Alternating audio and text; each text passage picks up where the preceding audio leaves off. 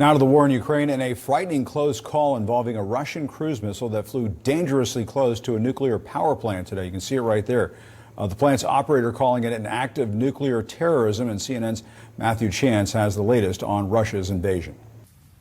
I think they reevaluated their capabilities. They brought much more artillery, more rockets, more soldiers, and it looks like their soldiers are never ending. We keep wiping them away, and they bring more. And it's like a dragon. You slash his hat, and 3 more grows.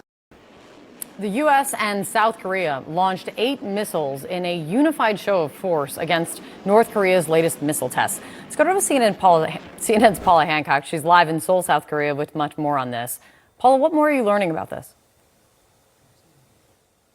Well, Kate, this was a real tit for tat. We saw on Sunday morning local time North Korea firing 8 short-range ballistic missiles into the waters off the east coast, and then in response the US and South Korea did something very similar in the early hours of Monday morning local time. Now, we heard from the South Korean side, the Joint Chiefs of Staff here, saying that even if North Korea is able to fire these missiles from different locations, they said we have the ability and readiness to immediately strike with precision. So this is really a message to North Korea from Washington and Seoul to show that they would be able to strike those areas where the missiles came from if they wanted to. Now, what was unusual about North Korea over the weekend is the fact that there were 8 missiles, that they were from 4 separate locations, and they all came within about 40 minutes of each other, the firing. Japan's defense minister said that was unprecedented. So clearly the US and South Korea feeling they had to have some kind of strong response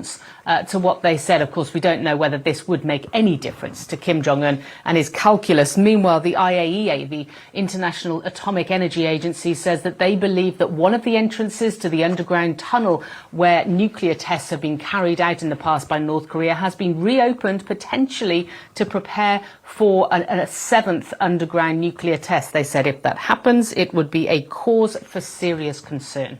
Kate?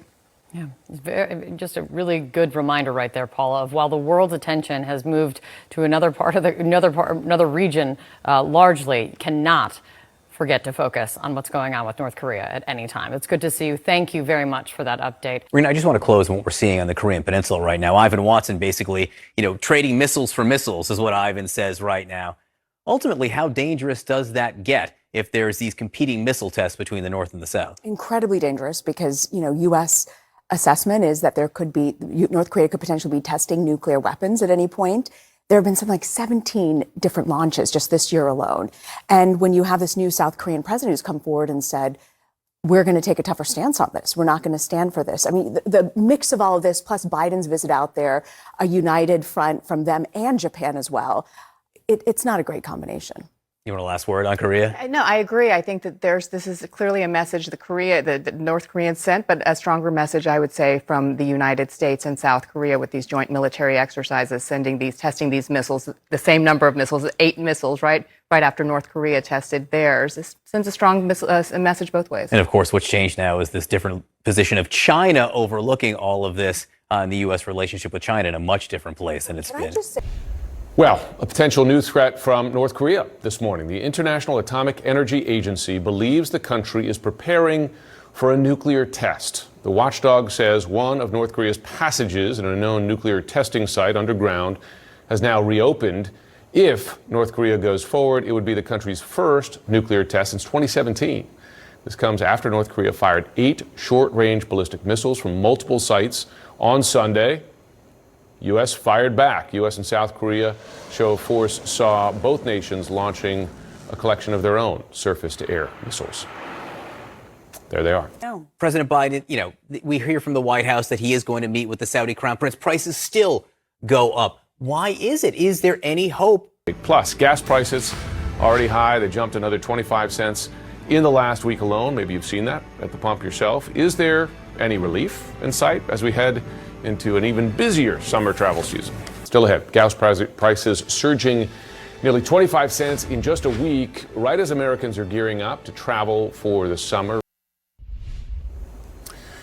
Another big high in gas prices. AAA says the national average is now up to $4.87 a gallon, so close to $5. That's up nearly 25 cents just from a week ago. The more immediate issue, however, for Democrats in the midterms, bread and butter issues, particularly sky-high gas prices. AAA says the national average is now $4.87 a gallon, up nearly 60 cents in the last month. And no end to rising prices. The cost of gas keeps going up. A member of President Biden's own party says that he needs to do more to fight inflation. And what do we see? We see, first off, that this year is off the charts, right? It's ridiculously high, the growth rate right now. I've done this a few times on air, and each time the now number goes up, up, and up, and up, and up. 59% growth from where we were last year at this point. It's part of a larger economic context, right? It's not just about gas prices, it's about inflation as well. And right now, how are economic conditions? 85% of Americans say that the current economy they rate as only fair or poor. That's the worst since 2012. And looking forward, the economic outlook getting worse. 77% say it's getting worse. That's the worst since 2009. So the high gas prices are part of a larger economic picture where Americans are really not happy at this point. It's the economy stupid, as they've said. How does it rank on the priority list for voters this fall? Yeah, and you could be stupid and still understand the economic state, you know, with jobs being up, but also gas prices being high and inflation being high. Look, the economy is the number one issue. That's the deal. If you add up inflation, gas prices, and the economy as a whole, it's 48%. It far outruns anything else. Gun violence is second on the list at 17%, abortion 12%, 6% immigration. But the economy is going to dictate voting patterns this fall unless something drastically changes. And that's really good news for Republicans. Why is it good news for Republicans? Because in our last CNN poll, we asked views in the economy, who are you closer to? Among registered voters, 51% said Republicans, just 31% said Democrats. So Republicans really liking this at this point because they're blaming the incumbent party. Yeah, amazing how far immigration has fallen down on the list. Harry Enton, always good to have you. Thanks, Jim. Go Mets. Go Mets, indeed. President Biden heading west this week, and his plans include a late-night TV appearance. California has the nation's highest gas prices. Biden's interview with Jimmy Kimmel, part of an effort to sell the White House inflation plan.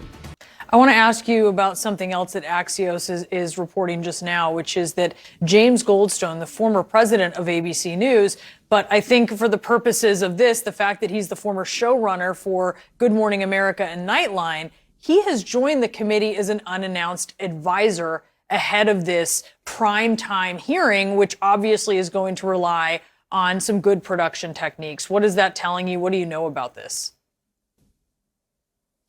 Well, it tells you that they want to put on a heck of a show on Thursday night. And I know from talking to a number of members of the January 6th committee that they want to produce a piece of content that's compelling enough that it won't just speak to the people who are already exercised and really passionate about doing something about January 6th, but potentially reach out to a broader section of the American public. So, they're looking at, it's going to be a mix of live witnesses, video footage.